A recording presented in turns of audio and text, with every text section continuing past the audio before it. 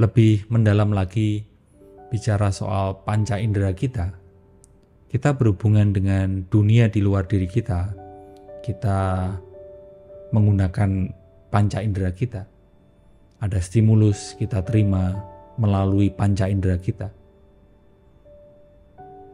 Dan kembali ke thinking mind, ketika kita melihat bunga misal, maka si thinking mind akan melabeli atau labeling, judging terhadap bunga tersebut. Atau misal ketika kamu dengerin lagu, maka thinking mind pun juga akan memberi labeling terhadap lagu itu. Dan bahkan ketika kamu dengerin lagu, yang kamu dengerin lagu itu atau yang kamu dengerin adalah suara di pikiranmu. Karena ketika kamu dengerin lagu, maka thinking mind akan memunculkan suara terkait lagu itu di pikiranmu. Sehingga selama ini ketika kamu dengerin lagu, sebenarnya yang kamu dengerin seapa adanya lagu itu, atau yang kamu dengerin lebih ke suara-suara di pikiranmu terkait lagu itu. Untuk membantu kita terhubung dengan awareness mind, kita juga bisa melatihnya dengan setiap kali mengindra, setiap kali, ya nggak harus setiap kali lah ya, tapi secara berkala ketika kamu dengerin sesuatu, ketika kamu melihat sesuatu, kita berlatih menyadari labeling, judgment yang muncul di thinking mind. Sehingga ketika kamu mengindra sesuatu, kamu mendengar, kamu melihat, kamu menjadi mengurangi labeling itu. Ada satu cerita Zen yang cukup terkenal, tapi mungkin teman-teman masih banyak yang belum pernah dengar cerita ini. Cerita antara guru dan murid. Si murid gak paham-paham apa yang disampaikan oleh gurunya. Pelajaran yang disampaikan oleh gurunya, muridnya gak bisa memahami. Padahal udah 10 tahun murid itu belajar dari guru tersebut. Hingga di suatu hari si murid nanya ke gurunya, "Guru, ini kan aku udah belajar 10 tahun dengan dirimu, tapi ini kok aku gak paham-paham apa yang kamu ajarkan. Boleh aku dikasih tahu satu esensi yang kamu bagikan ke aku itu apa sebenarnya? Esensi pelajarannya itu apa?" Lalu guru itu mengajak si murid untuk jalan-jalan ke bukit. Sampai di bukit, guru itu cuma nanya ke muridnya, "Kamu dengar apa?" Muridnya bingung. "Dengar apa ya? Gak ada suara apa-apa tuh guru." Gurunya nanya lagi, "Sekarang ini, yang kamu dengar apa?" Muridnya masih bingung. "Gak ada suara apa-apa." "Sekarang coba kamu pejamkan mata." Gurunya bilang gitu. Lalu muridnya pejamkan mata.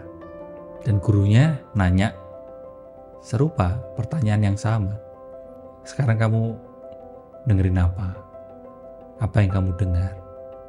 Lalu murid itu bilang, "Oh iya, aku sekarang dengar ada suara air terjun, ada suara air sungai mengalir." Lalu gurunya bilang, "Udah, sekarang buka matamu. Itulah esensi pelajaranku." Nah, buat kita yang baru mendengar cerita itu mungkin juga bingung ya, maksudnya gimana. Tapi di cerita itu muridnya lalu mengangguk-angguk lalu bilang, "Aku sekarang paham esensi pelajaranmu apa, guru."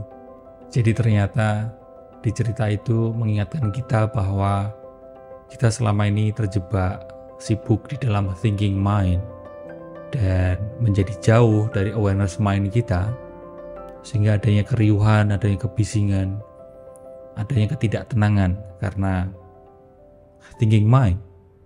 Padahal berdasarkan cerita itu, untuk bisa terhubung dengan awareness mind, sebenarnya dibutuhkan hanyalah istirahat, hanyalah sesuatu yang simple, sesuatu yang gak ribet sebenarnya. Untuk membantu memahami itu tadi, mungkin saya ingin mengajakmu pelan-pelan bahwa di hidup ini ada yang disebut dengan surface reality, realitas yang sifatnya permukaan, kenyataan yang sifatnya dangkal. Ada surface reality eksternal, ada surface reality internal.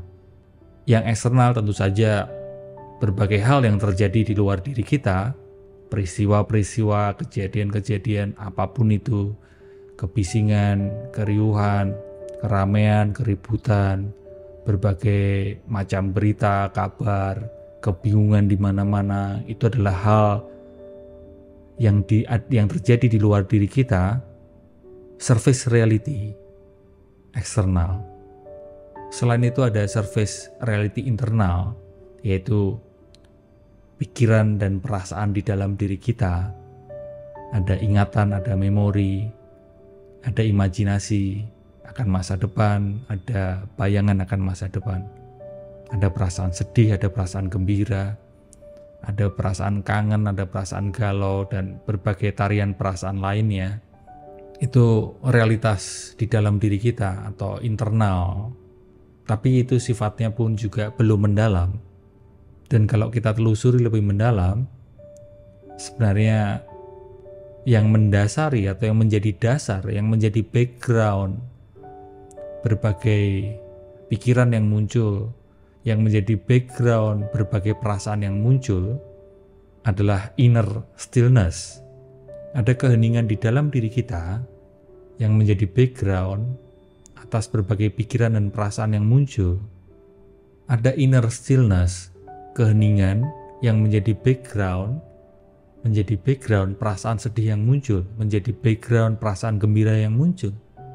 Inner stillness ini adalah kesadaran itu, awareness, yang menjadi latar belakang yang selalu ada, senantiasa ada, yang menjadi background pikiran positifmu, yang menjadi background pikiran negatifmu, yang menjadi background rasa cemasmu, yang menjadi background rasa marahmu. Inner stillness, awareness, senantiasa ada. Seperti kamu nonton bioskop, sebelum film ditayangkan, kalau kamu masuk ke bioskop dan masih di awal-awal ya, maksudnya belum ada trailer film, belum ada iklan, maka kamu akan melihat layar putih, screen putih.